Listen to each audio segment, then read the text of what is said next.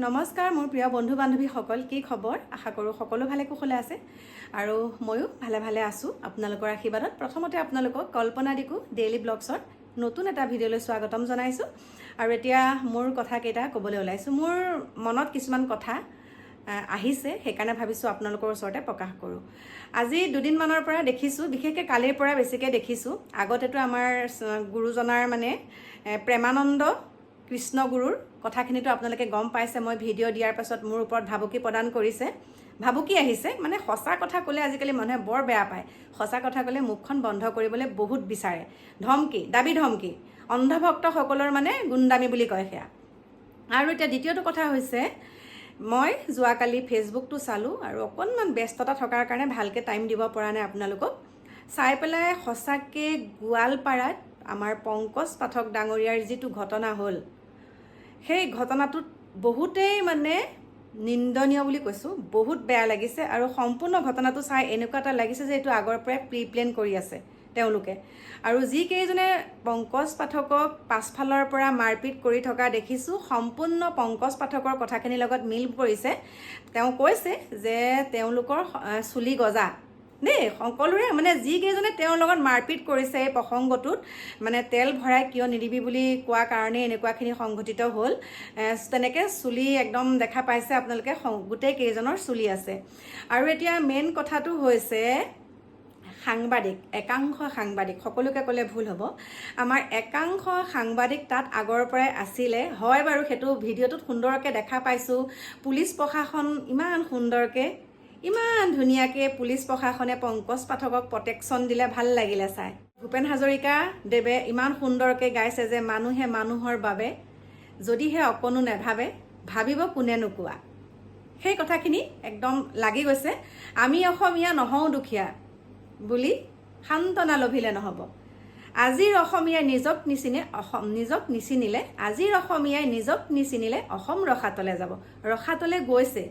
আজি আমাৰ অসমীয়াজনক, তাকো ইমান সুন্দৰকৈ তেওঁ কামখিনি কৰি গৈ আছে। আমাৰ মৰিগাঁৱতো মাজতে আহিছে, সুন্দৰকৈ হৈ গৈছে। আৰু গোৱালপাৰালৈ যোৱাৰ আগতে কিন্তু তেওঁৰ লগত এইখিনি প্ৰি প্লেন হৈয়ে আছে যে এনেকুৱা কৰিম, এনেকুৱা। তেওঁলোকেতো এইবিলাক বস্তু চব পেকিং কৰাৰ পাছত এনেকুৱা বিচাৰিলেতো তেওঁলোকে নিদিব, তেতিয়া আমি কাইজাখন লাগিম, এইবিলাক প্ৰি প্লেন।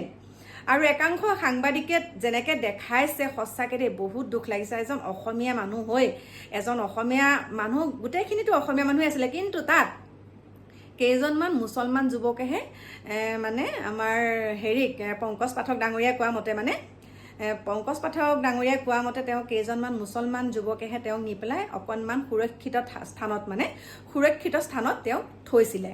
কিন্তু অসমীয়াক এনেকৈ কাণত ধৰি আঁঠু কাঢ়িছে, তাৰ পাছতো মাৰি আছে। ইমান বেয়া লাগিছে দেখি নহয়।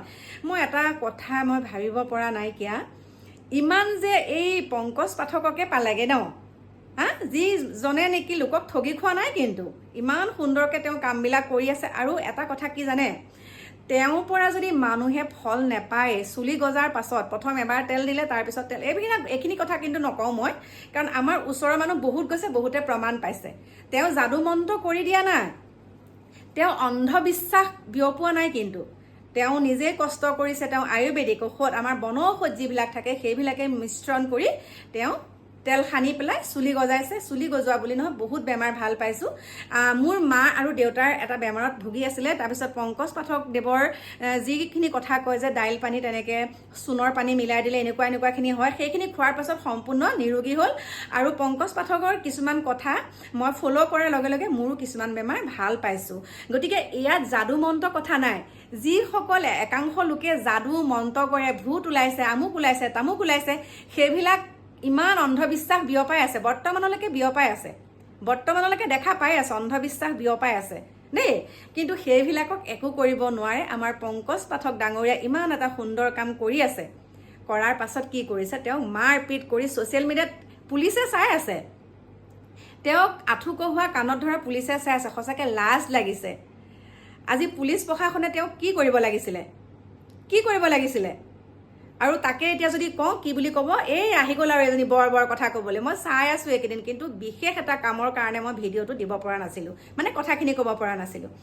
কিন্তু এতিয়া পংকজ পাঠকদেৱৰ যেতিয়া ভিডিঅ'সমূহ চাওঁ তেওঁ কৈছিলে যে মোৰ লগৰ কেইজন হয় আমি নিজে ভুক্তভোগী কিছুমান ক্ষেত্ৰত লগৰ কেইজনক বচাবলৈ মোৰ যি হয় হওক কিন্তু লগৰ যি কেইজন গৈছে সেইকেইজনক যদি মাৰি শেষ কৰি পেলাই তেতিয়া পংকজ পাঠকদেৱৰ ডাঙৰীয়াৰ পৰিয়ালটোলৈকে একদম বিপদ আহি যাব যে তোৰ গিৰিয়াৰ লগতহে গৈছিলে এতিয়া মোৰ মানুহকেইটা এনেকুৱা হ'ল তই আমাৰ মানে বহুতখিনি ঘটনা পিছত হৈ গ'লহেঁতেন সেইকাৰণে তেওঁ সৰু হ'ল একো নাই তেওঁক আমি বুজি পাওঁ তেওঁ মাফ খুজিলে বুলিয়ে তেওঁ কেতিয়াও সৰু হৈ নেযায় আৰু মানুহৰ অন্তৰত যেনেকৈ তেওঁ স্থান লৈছে এতিয়াও তেনেকেই আছে আৰু অকণ বেছি হৈছেহে তেওঁৰ প্ৰতি ভক্তিভাৱ কাৰণ তেওঁ ইমান সুন্দৰকৈ কিছুমানে কি কৰে মুখখন ঢাকে আপোনালোকে চাব বহুত ডাঙৰ ডাঙৰ মানুহে যেতিয়া এনেকুৱাখিনি সন্মুখীন হয় মুখ ঢাকে কিবা কৰে কিন্তু তেওঁ স্পষ্টকৈ কাণত ধৰি আঁঠু কাঢ়ি কৈছে যে মোৰ এনেকুৱাখিনি হ'ল তেওঁ প্ৰাণৰ মমতাত তেওঁ লগৰ কেইজনক আৰু বেছিকৈ মাৰপিট কৰিব বুলি সেইটো এটা ভয় বিশেষকৈ তেওঁৰ কাৰণেও ভয় তেওঁ ভাবিছে যেনে তেনে মই এনেকুৱাখিনি কৰি হ'লেও মই আঁঠু কাঢ়ি কাণত ধৰি মাফ খুজি হ'লেও মই ইয়াৰ পৰা যাওঁ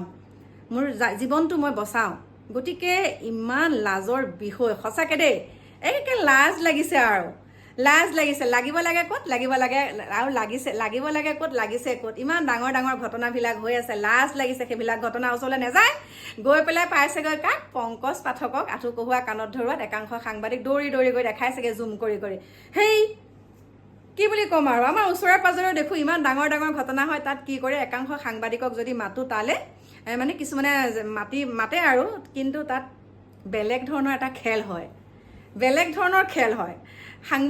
একাংশ সাংবাদিকক মতাৰ লগে লগে মানে খেলটো অকণ বেলেগ ধৰণৰ হৈ যায় গতিকে মুখখন নুখুলো আৰু মানে মানুহে এনেও তিতা খাই বেয়া পায় হয়নে তিতা খাই বেয়া পায় কিন্তু মিঠাটো শৰীৰৰ কাৰণে বেয়া বুলি জানিও মিঠাটো খাবলৈ এৰে জানো সেইটোৱে কথা আৰু কি জানে আজি পংকজ পাঠকে নিজেই স্বীকাৰ কৰিছে যে মোক আমাৰ মমতা বেনাৰ্জীয়ে মাতি পঠাইছে তেওঁ চাইছে ভিডিঅ' মমতা বেনাৰ্জীয়ে কৈছে অসমত তই থাকিব নালাগে আমাৰ ইয়ালৈ গুচিয়া থকা খোৱা ব্যৱস্থা সম্পূৰ্ণ কৰি দিম গতিকে কিমান এটা তেওঁক ৰেছপন্দ দিয়ে সেইখিনিয়ে কথা ক'লোঁ বাকী মোৰ প্ৰিয় বন্ধু বান্ধৱীসকল এটা বিশেষ কামৰ কাৰণে যাবলৈ ওলাইছোঁ আৰু এই যে মই ভিডিঅ' দিয়া নাই এইকেইদিন আপোনালোকে নাভাবিব মোৰ কিবা হৈছে বুলি কিন্তু মই অকণমান ঘৰুৱা কামতহে ব্যস্ত হৈ আছোঁ বাকী এই যে কৃষ্ণ প্ৰেমানন্দৰ ওপৰত ভিডিঅ' দিয়াৰ পাছতে মোক ভাবুকি ভয় প্ৰদান কৰিছিলে সেইখিনি মোৰ ঘৰ ভঙা মোৰ দোকান জ্বলোৱা সেইটোৰ ওপৰত অকণমান মই এতিয়া কিবা এটা কৰি আছোঁ আৰু কাৰণ তেওঁলোকৰ ফটো মোৰ তাত আছে